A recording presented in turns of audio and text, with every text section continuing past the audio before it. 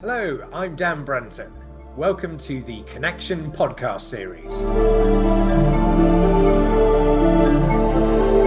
Today we are joined by Mike Introna from MI Associates. Mike has a deep and knowledgeable experience of the corrugated industry, having worked at leading independent TRM packaging in the UK, as well as transferring across to DS Smith following the acquisition of the TRM business. And Mike's joining us to record a series of podcasts. And in the first episode today, we're going to be looking at some of the issues related to COVID and the impact it has on the corrugated industry.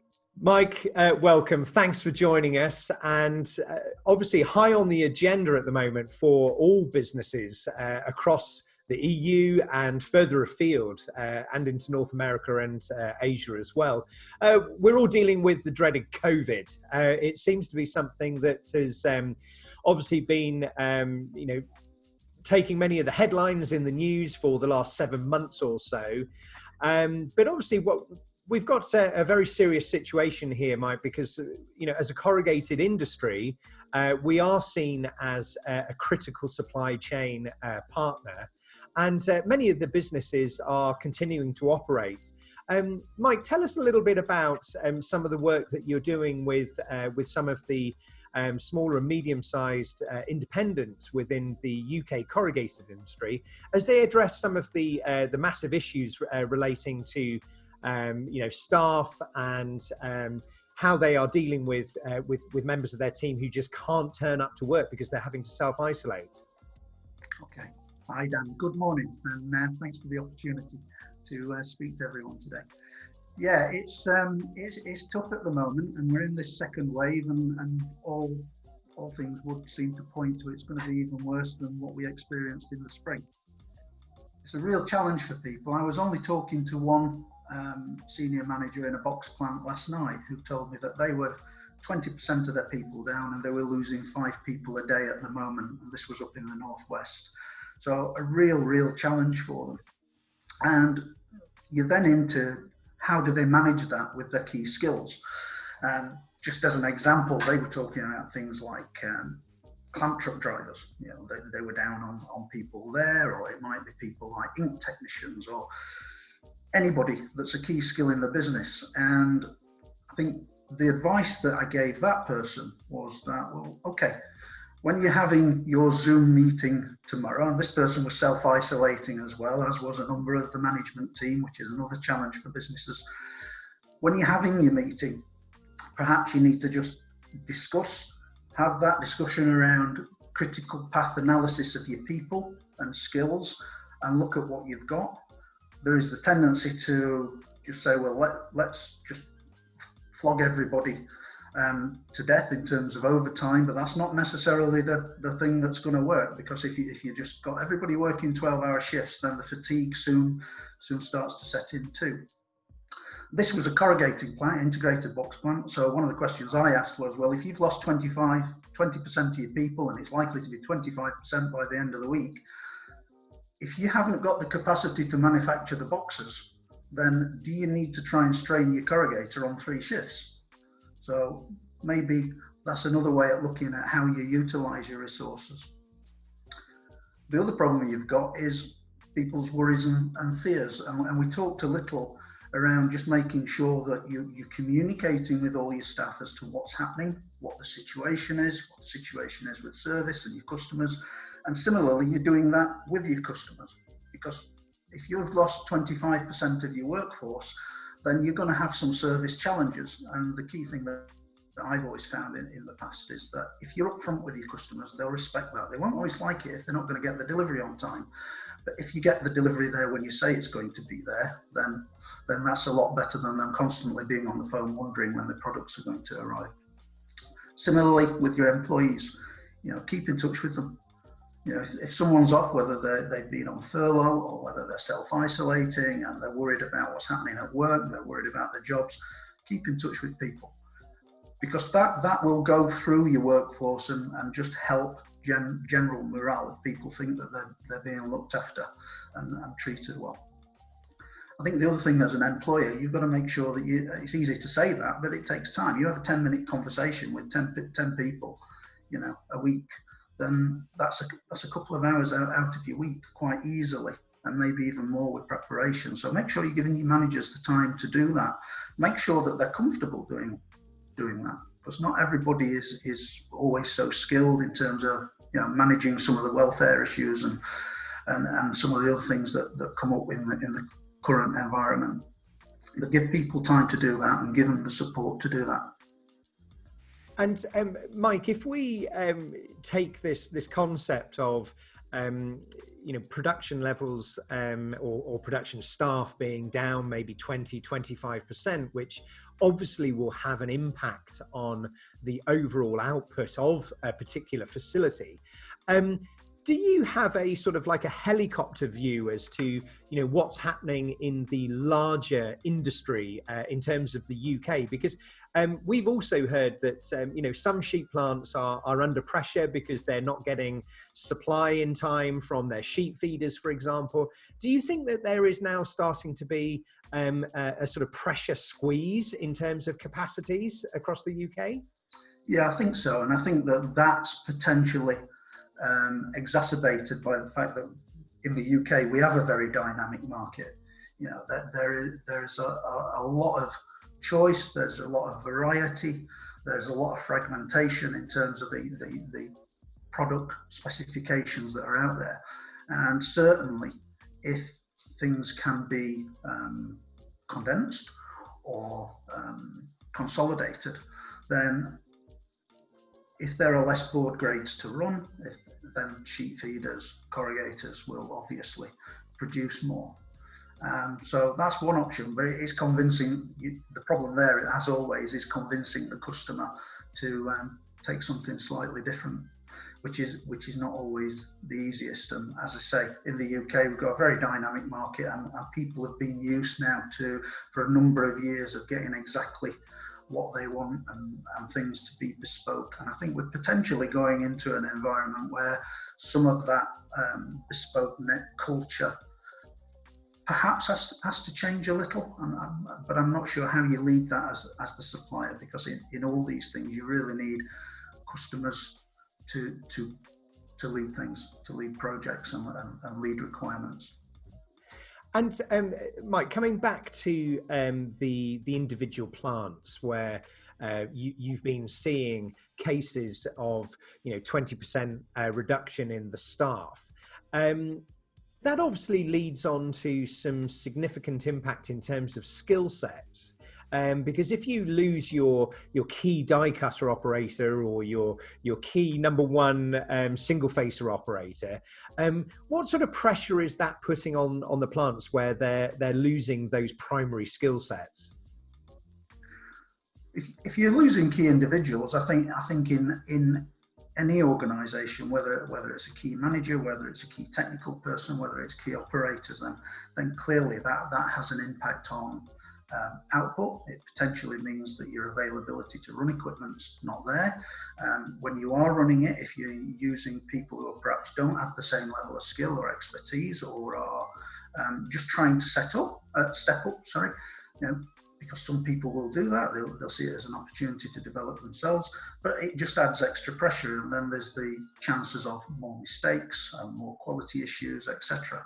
So again, where you've got that, it's about making sure that you're supporting your people, from my point of view, and letting them know that if you're doing your best, that's all you can expect.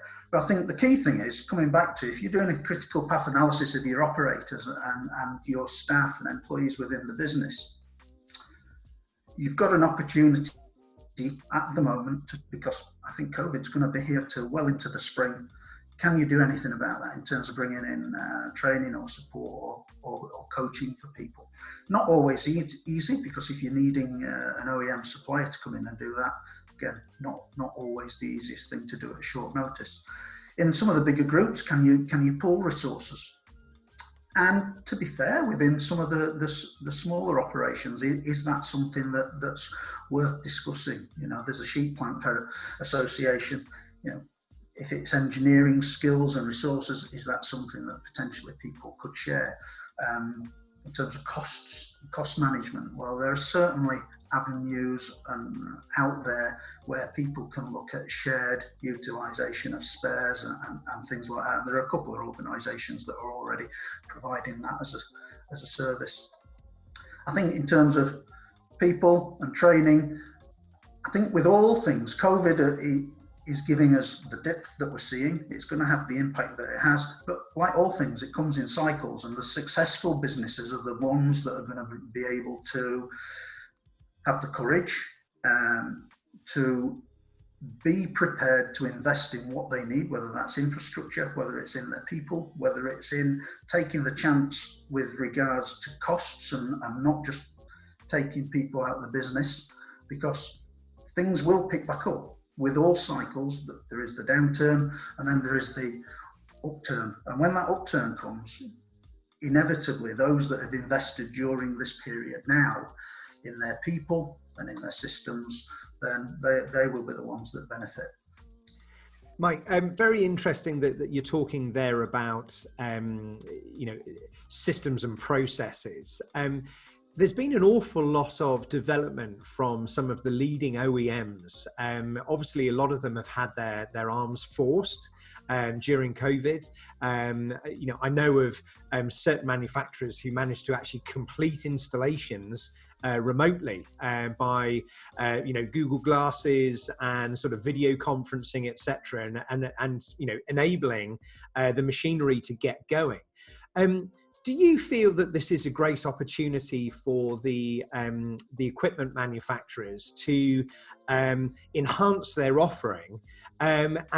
This then obviously gives opportunity to the plant owners to say, well, and I know we're going to discuss this in our second podcast when we're looking at financing and investment, but do you think this is a good opportunity also for the plants to be looking at investing in the latest technology so that they can grow when we come out of the bottom end of this?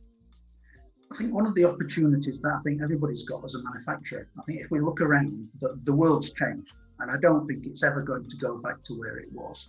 And the systems and processes in every walk of life are now changed. Now, I think that there is a real opportunity now within manufacturing to become more data driven in terms of processes, to have more automation. And some of that will come through investment in new capital equipment, but some of it can be through automation of your equipment in situ. And there are systems where we can put diagnostics into existing equipment. I mean, self-diagnostics on equipment is not something new. It's been around for decades. But in the way that data is now used, particularly with 4.0 and Industry 4.0, which a number of people now and suppliers are developing and developing well, I think the interface between the data, the systems, and the people that are managing it is improving all the time. So, yeah, I think that there's some real opportunity there, and that comes as well with all levels of investment and equipment utilization, whether it's through raw material purchasing, whether it's through spare parts provision, and whether it's through just people and developing your people. The use of data and data processes to support that and back that up is going to be ever more important. And I think within your business as well, looking at your processes, looking at your people, looking at processes, looking at the critical paths in those, looking at where you get the most value. So if you're doing a process map of your business, do a value map of your business. Where are you making the most money within your business? Let's focus on that. Within the markets that are evolving, clearly online purchases is increased. It's going to increase further. Some companies are already at the forefront of that. But in terms of e-commerce, what can you do? What can you develop within your business to strengthen your position in that area? And then in terms of communication, many managers and many teams are having to work remotely. We're doing this by Zoom, but many of us don't really have the facilities, be it at home or within the office network, to do it that effectively. and maybe they're areas where people need to just look at, because for a relatively modest investment, you can make sure that you've got a good remote working infrastructure within your business. One of the businesses I was speaking to in Leeds, they weren't in corrugated, but they were working. They've got 80 people in their office that they were looking to have to work remotely, and they just got standard fibre coming into their business that they typically like you would have at home at £40 a month, and it was just falling down. And we were trying to explain to them that if you put yourself a proper broadband system in here, then everybody can work effectively. They can work from home, they can work from the office, and for the price of your coffee machine, you've got a good system that's got integrity. Whereas, and as we explained, your coffee machine fails, you nip across the road to McDonald's or the little coffee hut on the corner. If your internet fails or your broadband fails, everybody goes home because you can't do your job, and that's lost revenue. Yeah, because that's going to be, I think, a challenge moving forward, Mike, because a lot of businesses, particularly the small business, probably had not actually stress test to see whether they could run their entire operation remotely with just the manufacturing team on the shop floor. Is this something that you feel that particularly the smaller plants have been particularly weak at, in terms of looking at that communication platform? Because just sending stuff by email doesn't cut the mustard, does it? No. Speaking to a number of SMEs and business owners around the country, I think one of the key problems for SMEs is that the business owner and the senior managers in that business are running around at 500 miles an hour. You know what it's like in your business at the moment. And it's getting the time to actually do the stress testing within the business, being able to take a step back, because they're in the here and now. They've got people phoning up every day, can't come into work, or they've been told by track and trace that they've got to self-isolate, or they can't get the products that they want because the supplier just doesn't have the capacity, or the plethora of problems that we all know are existing for business owners. And I suppose it's how do you find the time for them to just take that step back? And there are people out there that can help if people need help. But again, you've then got the problem of how do you get that support into your business, particularly if you're in a tier 3 area at the moment. And I know that we have key workers, etc., and the work environments are slightly different, but people are very reluctant then to be bringing people along into their business to try and help them. But it is a challenge for the business owners, it really is. And Mike, we were talking just earlier about again, the loss of skill sets, and I think holistically, I'd just be interested to hear your thoughts in terms of where does the next generation come from? Because you look at the kids today. I mean, trying to sell to them a career in packaging is probably, it's an uphill struggle at best. Do you also feel though that the modern computer systems that will help us control the plants of the future, data management, autonomous learning equipment and machinery, do you think that's going to be good for the next generation who's used to sort of growing up on an iPad? I think it's more interesting to the next generation, and your point made me chuckle. I remember at TRM Packaging we put a training program in, and we were going out to careers fairs, and up in the northwest you've got Bentley, you've got Jaguar Land Rover, you've got Rolls-Royce, British Aerospace, you name them. And we very quickly learned that the very last thing that they wanted to see on our trade stand was cardboard boxes or the fact that it was a factory. We ended up just putting pictures of the computer screens of our multicolour printers and etc. And then one of the trainees that we had that was helping lead it clicked onto the idea of let's get the stand next to the hospital and nursing and midwifery stand, because that's where a lot of the lads were congregating. I know it sounds a bit sexist, but a lot of the people were congregating around that area. But the key thing was, once we got people into the business to show them around, particularly with their parents, people were astonished. They thought, the usual comment was that this is like National Geographic or Discovery Channel. It's just absolutely amazing that product can come in on huge reels and leave in really quite high quality printed boxes without anybody ever touching it. And it is a challenge, but I've always been a strong advocate of getting good quality young people into your business, because they do so much to help you transform your business. They help your business internally. They just add so much. They're just like the ingredient in a fine meal. There you go. Well, Mike, thank you so much indeed. It's been fascinating to chat to you today, looking at some of these impacts that COVID are having. As I said earlier in the podcast, we're going to be getting together again soon to have a look at plenty of other topics that are going to impact the independent market.